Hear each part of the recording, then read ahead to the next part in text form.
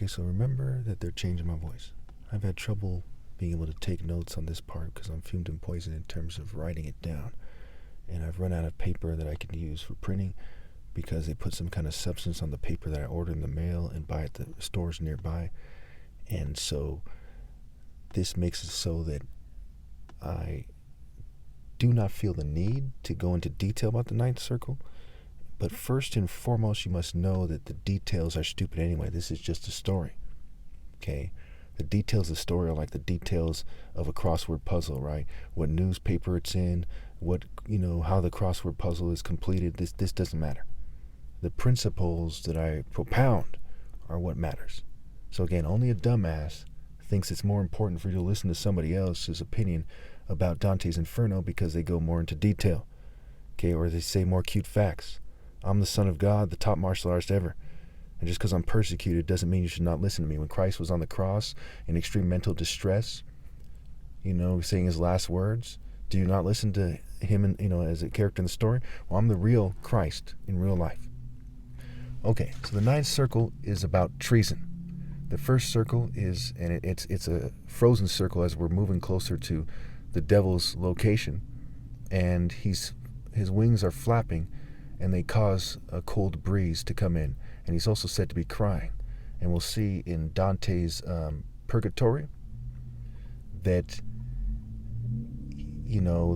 Dante also cries at a significant point in the story, which again overkills that Dante is actually said to be possessed by the devil when he writes this story.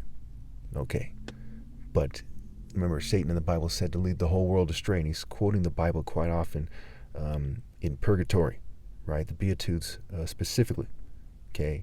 Blessed are the pure in heart, blessed are those who are persecuted for righteousness' sake, etc. Okay, so again, in the ninth circle, the first subcircle is family betrayal. The second subcircle is for people who betray the country. The third subcircle, okay, is people who betray their friends, and the fourth subcircle is people who betray God. And so there's heads popping out in various positions, right? There's one case, there's a guy whose head is behind another guy's head, and he's eating the back of his head, and it has to do with who betrayed who and why. Okay,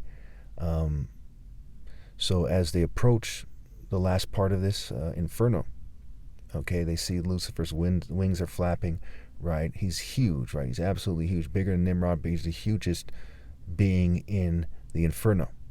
Okay, he has 3 heads. One is said to be dark black, the other blood red, and the other a bright burning yellow. Okay, and this has parallels in Revelation, right?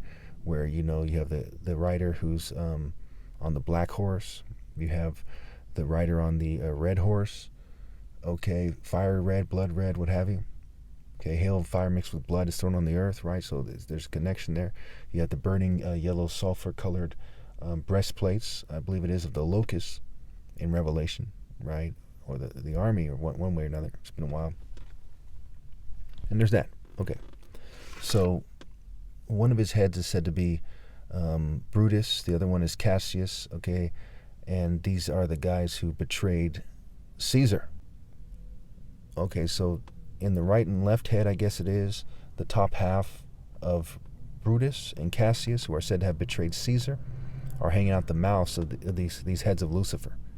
Okay, so they're being consumed constantly and forever, right? He's reaching up and scratching them and so on and so forth. Okay.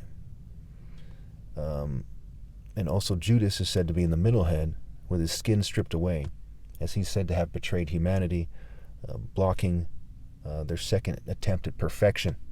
And just like people who are keeping people from obeying God through me are the modern day Judases, as they're Judases to humanity. Because again, the Bible story is symbolic. It's figurative first and foremost, like there's a deeper lesson first and foremost, right? You might call it, there's an esoteric, I hate using that word because it makes people think that you should go to the mystery schools for answers or something. These guys don't know what the hell they're talking about, okay? They'll say it would be obeying God through me. So, the fear of the Lord is the beginning of wisdom. They're not wise enough to obey God through me. You're not supposed to be listening to them, right? Pretty straightforward. I'm sure we can all agree. Also, I'm sure we can all agree on my explanation about Nimrod. Okay, when the authors of the Bible, who were surrounded by morally precise African martial artists to go beyond Martin Luther King, put Nimrod to cover them, okay, you must interpret that Nimrod is righteous. So if you interpret it as Nimrod is wicked, and you think that that's actually what they meant, for example, then you're thinking that these people were so evil that they wanted to cheat the most righteous people around them just to make their people look good. So either way, the reality of the situation is more important than the interpretation of the Bible, right? In the beginning was the Word was with God, and the Word was with God, and that's way before the Bible or the Torah was written. It doesn't say in the beginning there was a book by God. In the beginning, God's actions, God's truths were there. So these books are just books. Okay, for example, I could write a Bible, and I could hire somebody to write a Bible that tries to cover the morals in the Bible, okay, and to be more direct in the Bible. And a lot of you people would agree that it's holy, if not, everybody, okay, everybody who's a Christian, because it's inspired by God and is propounding certain truths. That doesn't mean, okay, that book is more important than the truths themselves or equal to the truths themselves. It's not. It's just a book. Okay, a lot of things that were written down by Isaiah and Hosea and all these guys, they're not in the Bible. The Bible refers to books that aren't in the Bible, and there's fabrications, is what the evidence suggests, of books that claim to be the books, like the book of Jasher, okay, that a lot of other Christians don't accept. So Christians don't even agree on what books should be in the Bible and what books shouldn't be in the Bible, but then they turn around and seem to have a consensus, acting like the Bible is sacred, but it's not. It is just a bunch of mere human beings in a corrupt nation that came together in various councils to determine what books go in the Bible, using the Nicene Creed and other councils like that, like the Council of Nicaea, to make the Bible.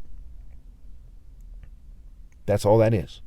That's like if every head of the church in America came together and they made a book and they were aware of who I am. We'd expect them to leave me out of the book because they worship the fucking devil. So that book isn't worth a damn. And neither is any book that follows that formula. Whatever book it may be will say to not break the rules on social media.